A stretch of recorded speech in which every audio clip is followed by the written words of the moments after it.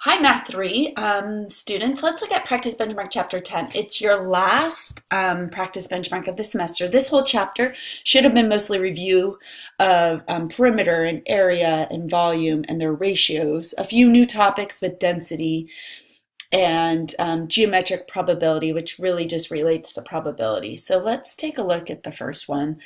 The widths of two similar rectangles are 21 feet and 18 feet. What is the ratio of the perimeters? And then what's the ratio of the areas? So basically when two solids are similar, any of their lengths should be a ratio of A to B if they're similar. That's the same as the length of their perimeters. If they're similar, their perimeters should be of that same ratio. And then areas would be A squared to B squared. We always square to find our areas. And then if we're doing volumes, and that will be the later topic, but we're going to get A cubed to B cubed if we have similar figures. So if they give us the widths, and here are their dimensions, we're going to have a ratio of 21 to 18. What's the ratio of their perimeters? The ratio of their perimeters should be the ratio of any one of their lengths, all right? So we're just going to take this and reduce it. So if we reduce 20, they're both divisible by 3, so 3 goes into 21 and leaves me with 7, and 3 goes into 18 and leaves me with 6. So here's the ratio of their perimeters. That's your A to B ratio, 7 to 6, all right? And then we want to find the ratio of their areas. So if we want the ratio of their areas, we just square each of these. So the ratio of their areas should be 49 to 36. And there you have it. Pretty simple. Okay, number 2, the triangles are similar. The area of the larger triangle is 2012 feet squared. The area of the smaller triangle, find the area of the smaller triangle. All right, when we look at two similar triangles, we're going to look at their scale factor. Since these are similar, their scale factor should be 45 to 10. All right, that would be your A to B. Now we can reduce this scale factor. 5 divides into both of these. So 5 goes into 45 and leaves you with 9, and 5 goes into 10 and leaves you with 2. So the scale factor should be 9 to 2. Now we want to find the area of the smaller triangle. We don't have the base or the height, but we do have the area of the larger triangle. Now if we know the scale factor is A to B, then the ratio of the area should be A squared to B squared. So we're just going to set up a little proportion here. A to B is 9 to 2. So A squared to B squared should be 81 to 4. Now that should be the ratio of their areas. I have one of the areas, so let's set up a proportion. If we have the larger, this is the larger and this is the smaller. So this is the area of the larger to the area of the smaller. So let's set this up. The area of the larger to the area of the smaller should equal the actual, this is the ratio of the areas, it should equal the actual area of the larger, and that's in feet squared, to, we want to know the area of the smaller, we don't know. So we went large ratio to small ratio should equal the large area to the small area. All right, and then let's go ahead and just solve for x. You just cross multiply and solve. Simple enough. Hold up, wait a minute. Hold up. Okay, so we're just going to cross multiply and solve. 81 times x, and I'll write it over here. 81 times x should equal 2012 times 4. I'm going to go ahead and do that on a calculator real quick. 2012 times 4 is 8048. Okay, and then go ahead and solve. Divide both sides by 81. And that eliminates that, and you're going to come up with x equals 8,048 divided by 81 is approximate. We're going to round, because if you do this on a calculator, you're going to have to round to the nearest whole number. You're going to get 99.3. We're going to round to 99, because it said round to the nearest whole number, and that would be in feet squared. And you're done. All right, so 2012 feet squared to 99 feet squared is the same ratio as 81 to 4. All right, a small baby blanket costs $15.25. Let me get a tool here. All right. A similar blanket is 3 times longer and 3 times wider. How much would you expect to pay for the blanket? If we had a rectangular baby blanket with a width and a length, we would know length times width is the area. And usually to get costs, we take the amount we have, the area, and we times it by the unit cost. And that gives us the total cost, $15.25. Well, now we're going to do a much bigger area. We're going to multiply the width and the length times 3. So my new area is going to be 3 times the length times 3 times the width. That'll be my new area. Well, if I do 3 times, this is basically 9 times the length and the width, or the area will be 9 times bigger. So if I want my cost, I want to figure out the cost of a blanket that's 9 times bigger, I'm going to do 9 times the area times whatever that unit cost is not going to be $15.25 anymore. It's going to be 9 times $15.25 if I'm doing it times a unit cost. So I'm just going to go 9 times $15.25, and I'm going to get 137.25. That should be the cost of my bigger blanket, or more like an adult size blanket would cost this much, because there's a lot more material. There's 9 times the material. All right. And to the next. The similarity ratio and the ratio of the perimeters for 2 regular pentagons. They have areas of 36 centimeters squared and 225 centimeters squared. So I don't need to know the actual lengths of these pentagons. I'm just going to find a ratio. Okay, so I know a scale factor is A to B for perimeters, and then I know that areas will be A squared to B squared. So if I want to find the similarity ratio and the ratio of the perimeters, those two should be the same. So what I'm going to do is I'm going to say I have the area ratios. It's 36 to 225, and that is centimeters squared. Centimeters squared and centimeters squared. Okay. So in order to get back to A, what I need to do is square root them. If I square root each one, I get back to the ratio of A to B. So the square root of 36 will be 6 centimeters, and the square root of 225, what is that? If, let's see, 225 is 15 squared, so 15 centimeters.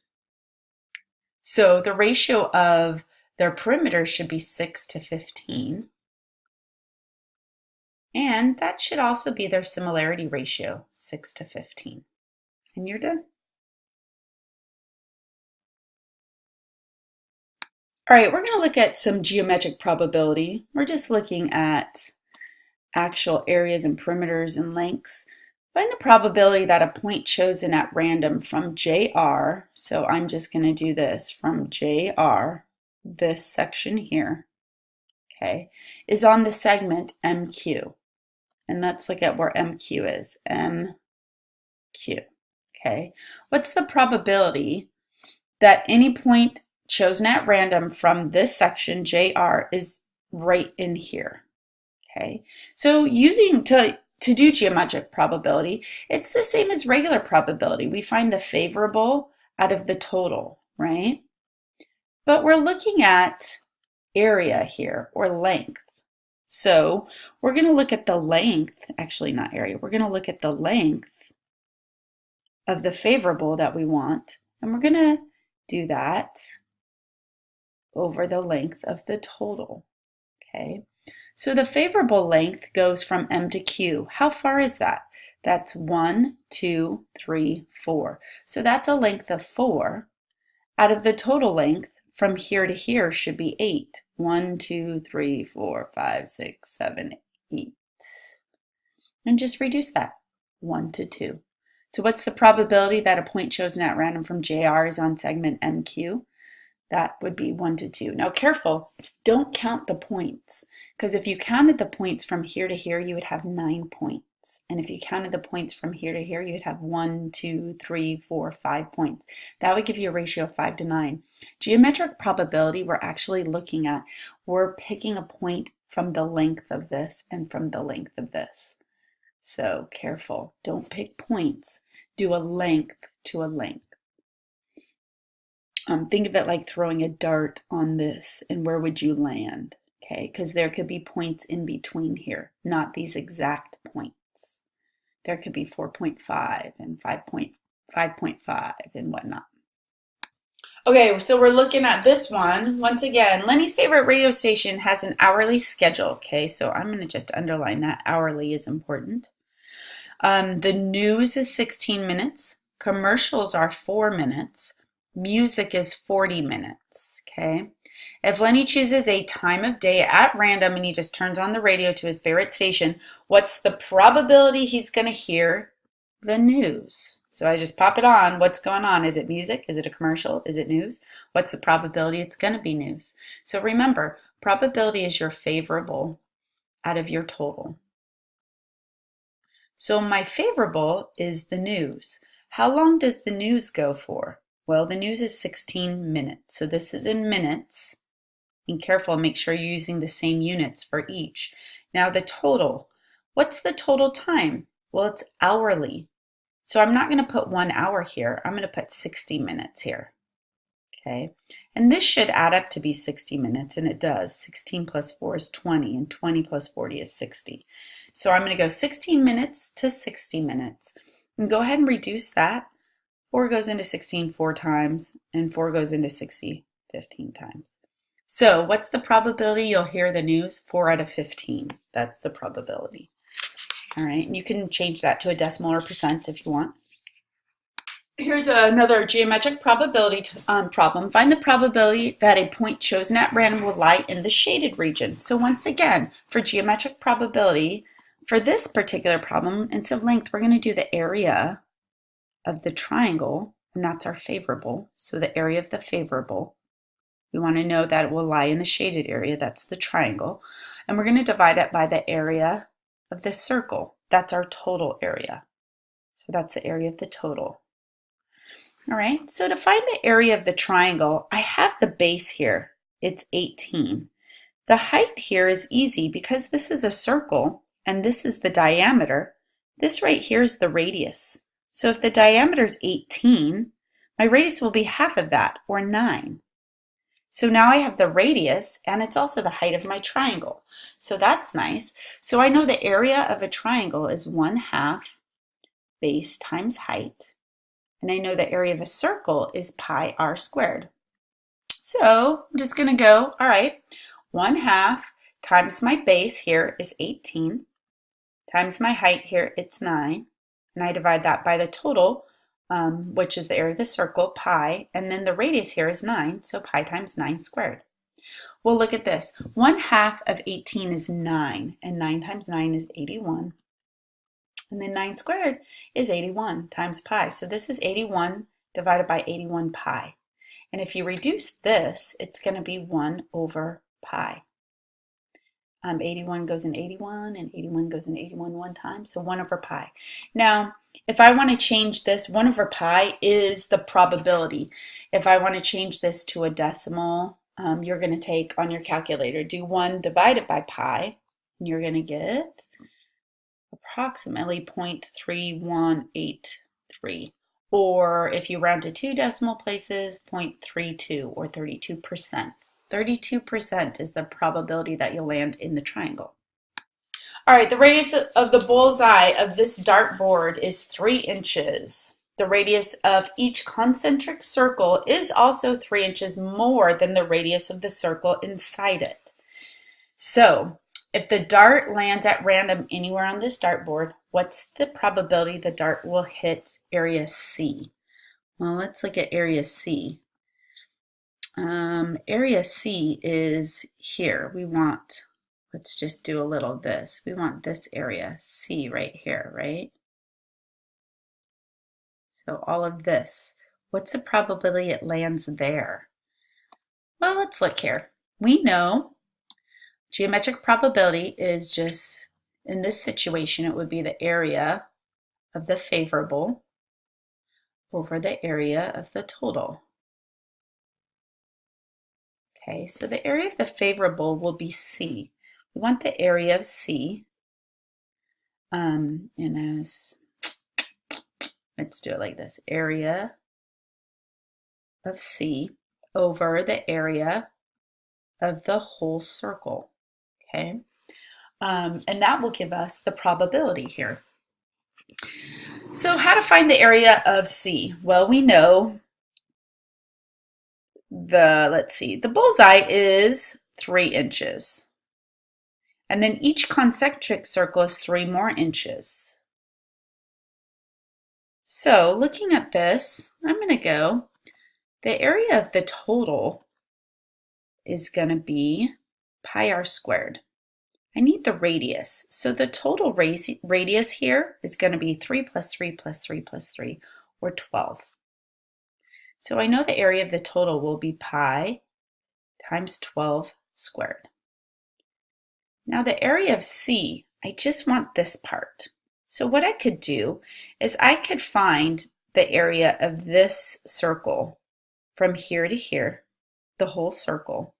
So all of this part, including the inside parts, and then subtract off the area from here to here, this inner circle. And that would give me the area of just this piece. So what I'm going to do is the radius from A all the way to C to give me this inner circle here would be 3, 6, 9. That radius would be 9. Okay, so I'm going to take that full area of this inner circle. That would be pi times 9 squared. And then I'm going to subtract off from here to here this inner circle so that I'm just left with the yellow. And then this radius here would be 3 plus 3, or 6. So I'm going to subtract off pi times 6 squared. So I took the big circle and I subtracted off the inner circle, and that will leave me with just C. That will be the area of C. So pi times 9 squared minus pi times 6 squared divided by the whole circle, pi times 12 squared. All right, 9 squared is 81.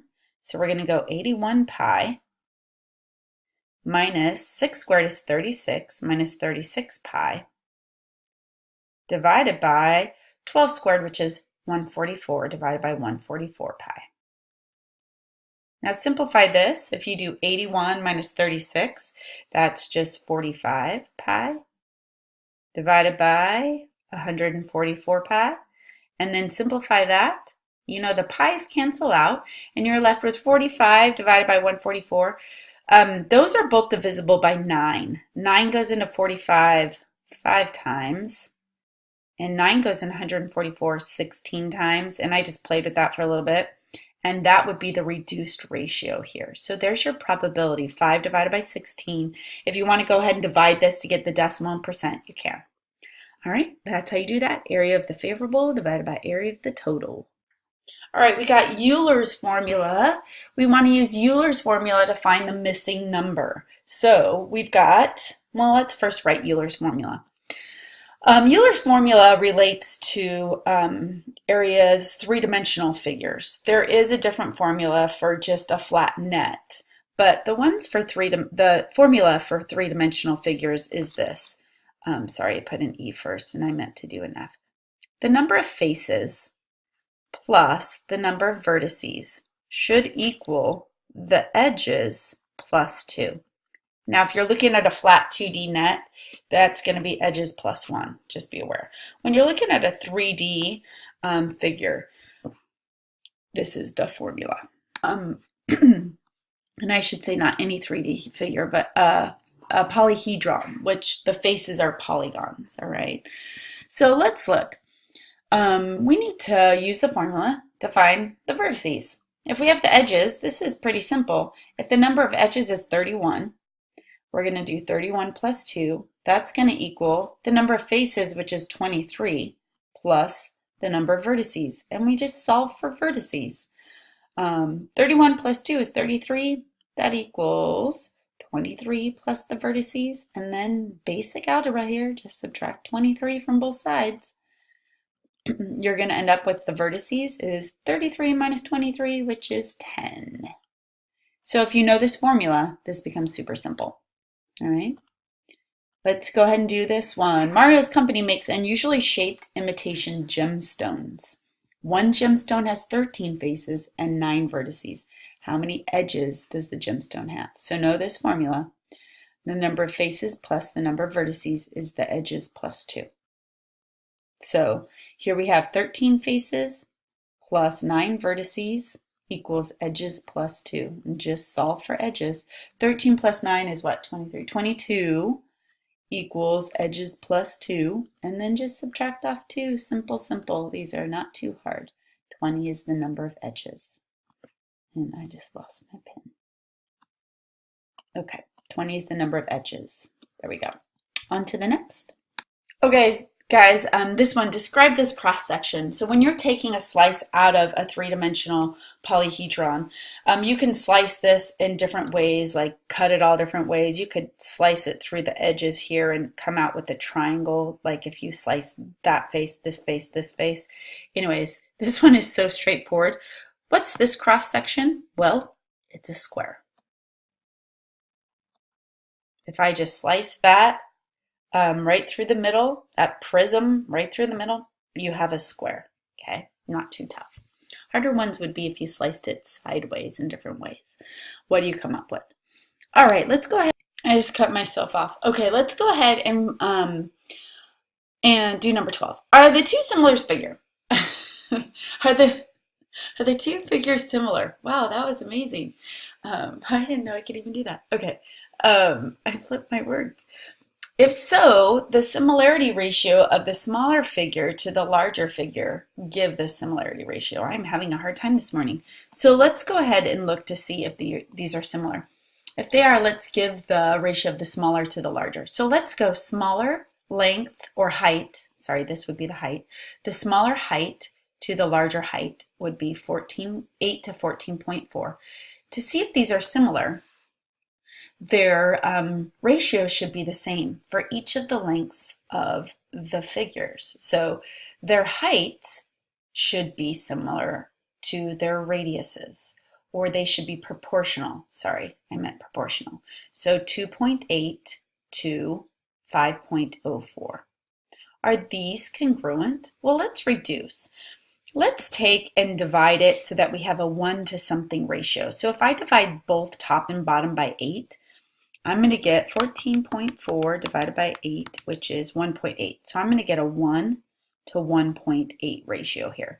Divide top and bottom here by 2.8. And I'm going to get a 1 to, if I got 5.04 divided by 2.8, I'm going to get 1.8. And look, their proportions are congruent. These two are similar, and their similarity ratio is 1 to 1.8. All right, on to 13. All right, find the similarity ratio of a prism. It has a surface area. One of them has a surface area of 25 centimeters squared to a similar prism with a surface area of 256 centimeters squared. Okay, now we talked about ratios are A to B for when you look at a similarity ratio. That would be also for the perimeter. Now, the areas, or even the surface areas, should be A squared to B squared. And then, of course, the volumes would be A cubed to B cubed. But if I just want a similarity ratio, I need to find A to B. So what I have here is surface areas. So what I have here is A squared to B squared. I have 25 centimeters squared, to 256 centimeters squared. So I'd like to get back to A to B. So what I need to do is I need to square root these to get back to A. So the square root of this and the square root of this. Well, the square root of 25 centimeters squared is 5 centimeters. And let's see, what's 256? If you square root that, that is 16 centimeters. So my similarity ratio will be 5 centimeters to 16 centimeters. Reduce that, it would just be 5 to 16. And there you have it. All right, let's go on to the next one. Number 14. We have the surface area of two similar solids. So this time they give us the surface area again. they don't ask us for the similarity ratio, they ask us for the volume. The volume of the larger solid is 1774 feet cubed. What's the volume of the smaller? So let's go ahead and go over this again. I'm going to write these as a fraction. I know my regular similarity ratio is A to B. That would work for perimeters. And then areas are A squared to B squared. Volumes are A cubed to B cubed. So here, if I have two similar solids that have areas, so I've got 325 feet squared to 1085 feet squared. These are my areas. I need to get to volume. So what I need to do is square root these and then cube them. Because I can't just multiply it by A. I don't know what A is. I have to square root it to get to A and then cube it. So what I want to do is I want to square root 325 to get to A. And then whatever that value is, I'm going to cube it. Square root 1085. And whatever that value is, I'm going to cube it. Now that would be the ratio of my volumes. Now I actually know the volumes here. The volume of the larger solid is 1774. So remember, this is my small to my large. This is small to large. So if the volume of the larger, I'm going to put it here on the bottom, 1774. I need to know the volume of the solid. I don't know that. Set up a proportion here and just solve. So I'm going to cross multiply, or I can just go like this. I'd like to solve for x, so I'm just going to multiply both sides by 1774. That looks like a 2, but it's a 7. Multiply this side by, and let's not use parentheses. That makes this all ugly. Let's go like this, times 1774 on both sides. And that eliminates that. And then I have the square root of 325 cubed divided by the square root of 1085 cubed times 1774 will give me x, or the volume of the smaller. So I'm going to do this on a calculator. And the reason I didn't write the square root of 325 here is because it's not a whole number.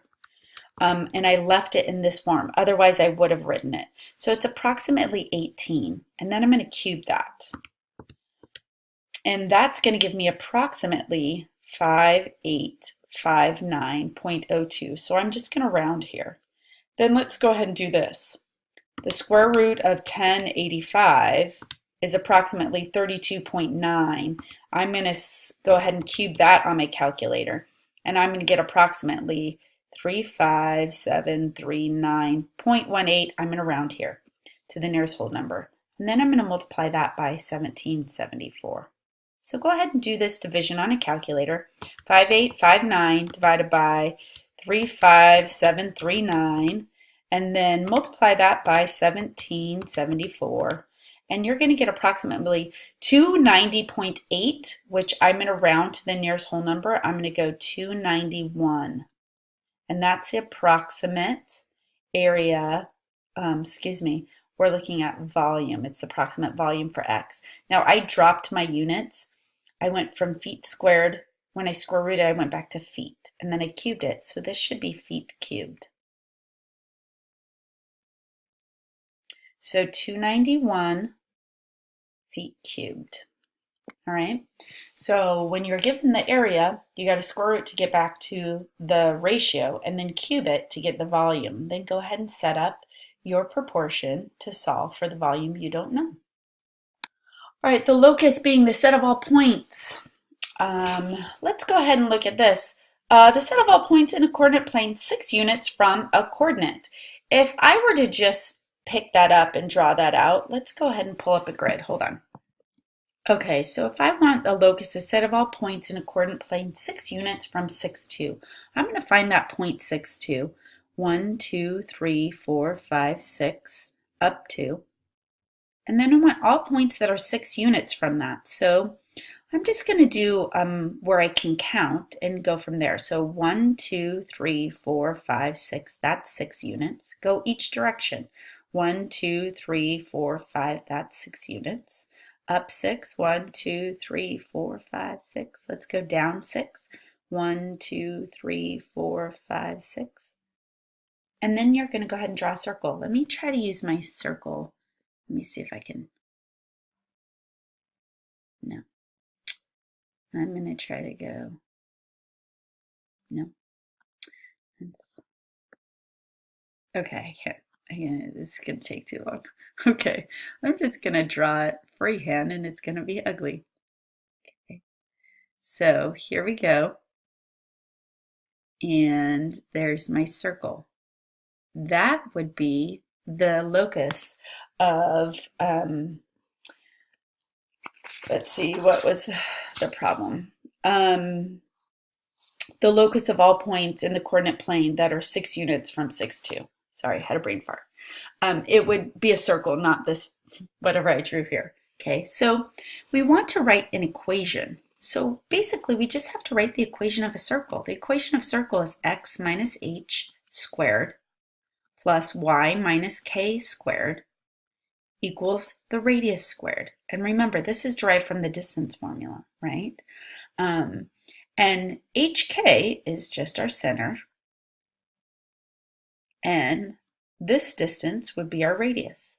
So our equation would look like this: x minus 6 squared plus y minus 2 squared equals your radius squared, which is 6 squared, and that would be 36. And there's your equation. And you don't even have to draw that.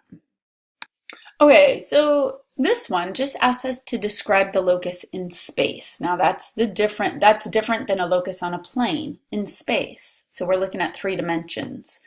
If we want a locus in space that is that points 4 millimeters from AB, all right. So what we want to do, that's supposed to say 4 millimeters from AB, all right. The locus of all points 4 millimeters from AB. That's written really weird. Let's go ahead and draw a line AB. Okay, here's my line AB. Make sure you put arrows on both ends to show the line goes on forever. If we want the set of all points that are 4 millimeters from AB, well, if I want to go 4 millimeters from this line, if I was just in a plane, it would just be the distance 4 millimeters this way, and then on the other side 4 millimeters. Okay, and that would be these 2 lines, right? But because I'm in space, I can go all the lines all around this. So if I had this line, I would have all the lines around this, which would make a cylinder that would go on forever in this direction and in this direction. It wouldn't have a cap because it's not a segment, it's a line. So it would be a cylindrical figure that would go on forever in each direction. Okay, so I'm just going to say this would be an endless cylinder. And the cylinder would have a radius of 4 millimeters.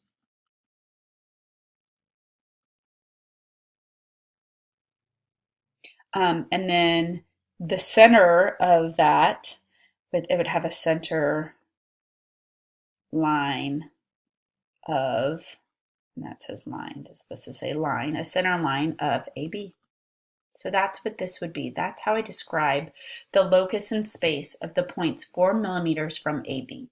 It would be an endless cylinder with the radius from here to any of the points, any direction, would be 4. And then AB would be the center line.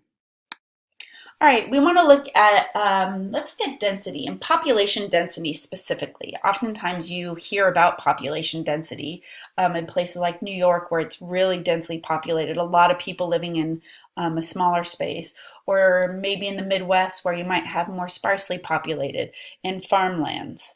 All right, so let's talk about an ant farm. It's shown here below. There are 720 ants in the farm. What's the population density of the ant farm?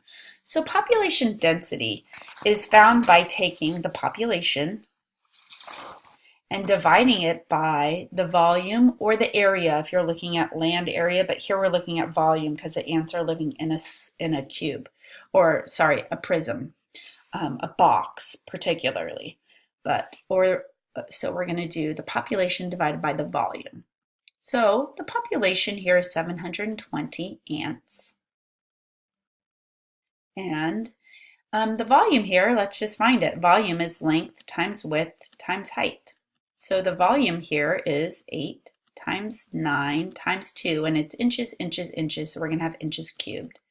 And if I do the volume here, I'm going to get 144 inches cubed. That's the volume. So I'm going to divide by 144 inches cubed.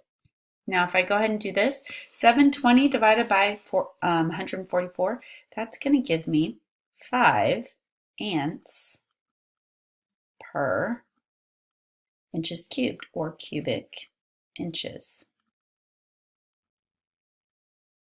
Okay, 5 ants per cubic inches. So just take your population and divide it by your volume or your area, wherever the people are living. 720 ants divided by 144 inches cubed is 5 ants per cubic inch. That's how much space they have. 5 ants per cubic inch. That's kind of tight quarters. All right, let's go on to the next one. Number 18, what's the volume of the prism? This is seriously just a basic review. Tell me what the volume of this prism is. Nothing too hard. I didn't ask you for the population or anything. 5 times 5 times 10. Hopefully you'll all get this one and it'll be an easy peasy one, 250. Now there weren't units here, so you can say units cubed. All right. And then let's go on to number 19. Let's see. Describe the locus that the figure represents. So we want to describe a set of all points or whatever we might see. This looks like a two-dimensional figure here, or a two-dimensional drawings. We have a line in the middle, and we have point A and B here. What could this describe? Okay, it looks like this line is pretty equidistant from A and B. So let's read what our choices are. Is it all points equidistant from line L? Well, all the points equidistant from line L would be this line and this line, right? All the points equidistant from line L, and there would be arrows on both sides. And it's not that. All points equidistant from point A and point B. Let's think about that. Well, a point equidistant from A and B would be halfway between A and B, right here. Well, I could also have a point over here that is equidistant from AB. To get to here and to get to here would be the same distance. I could have a point over here equidistant from A and B. That would be the same distance, or here. So it's not just one point. The points that are equidistant from A and B would be between A and B, equally distant. So this would work, and so would this, and this, and this, and this, and this, in all the directions, right? This would work. So I am going to say it's B. That is very true. This line represents all the points that are equidistant from point A and B, in the middle, and over here, and over here, and over here, and over here, and over here. Let's read the other choices just to be sure. All the points 1 centimeter from line L. Well, that wouldn't be true, because 1 centimeter from line L would be all of these points and all of these points. Okay, so that's not true. We don't have 2 more lines. That's the same as number 1. And then none of these. No, it is B. All the points equidistant from point A and B is line L. All right, we're going to do one more density problem. An outline of a county map right here, and its dimensions are shown. The county has, we're going to just give you the county's population. The county has a population of 96,900 people. So we know that's how many people live in this county. I'm going to write it here. 96,900 people live in this county. Do you know how many people live in your county if you're in Riverside County? I haven't looked that up. But first, if we want to find the density, we need to know the total area of the county. We have to find the area of this figure. Okay. What's the population of the county? Well, it is given to us, 96,900 people. Okay, that's people. And there's other animals and things. What's the population density per square mile? Well, to find population density, we take the population and we divide it by whatever we're living in. Here it happens to be area, okay, because we live in a flat land. So we're going to do the population divided by the area. So we have the population, it's 96,900, and our density is going to be our population divided by our area. So we need to divide this by our area. Well, what's the area? We need to find it. Now here we have like a interesting figure. Let's break this figure up a bit, okay, and solve for it. Now, if I drew a line right across here, that might help me because I could figure out the area of this rectangle pretty easy. I know this height here is 40 and this height here is 30. So inside here is just going to be 40 times 30. Let's see, 4 times 3 is 12. So this area right here, and then I have 2 zeros. Hold on. All right. And then here, if I have 40, and this whole length here is 60, I can see this right here is going to be 60 minus this part here, 40, which will give me 20 left here. Now this isn't rectangular. I can see, like, if I wanted to draw like a little dash line to show you over here, there's a little triangle piece missing. This height here still is 20. Okay, so in order to find the area of this piece, I can see that I have some kind of trapezoid. It is not a regular trapezoid, but I can still use the formula for a trapezoid and figure out the area of the trapezoid. So I'm just going to go the area of a trapezoid. Instead of finding the area of this triangle and then subtracting it from the area of the rectangle, let's just go trapezoid. Trapezoid area is 1/2. You add the two bases together, base 1 plus base 2 times the height, which I have right here. Okay, either way you look at it, the height here is 20. Okay, so I'm just going to go 1/2 base 1. What's this right here? Well, it's 30. Okay, so 30 plus base 2, which is 20. So basically I'm taking the average of the bases and then I'm multiplying it by the height times the height of 20. Well, 30 plus 20 is 50. 50 divided by 2 is 25. So 25 times 20, and go ahead and do that, and there's your area. And that's going to be 500. So this part here is 500. So the total area is 1200 plus 500, which is going to be 1700. Area total is 1700. So I've got my area. I take 96,900 people divided by an area of 1,700 square miles. So this will be people to square miles. And I just go ahead and divide that. 96,900 divided by 1,700 is 57. And this was people to miles squared, or 57 people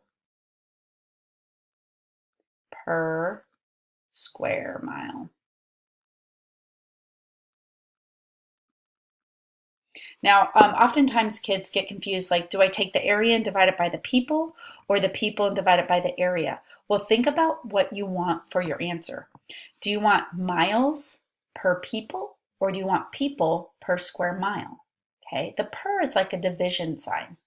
People per square mile would mean the people are on the top and the miles are on the bottom. Okay, so that's how you know you take your population and divide it by your area. People per square mile. People per square mile. All right, guys, that's how you do this one. Good luck on this. And shoot me an email or contact me if you need any questions or if you have any questions. Good luck.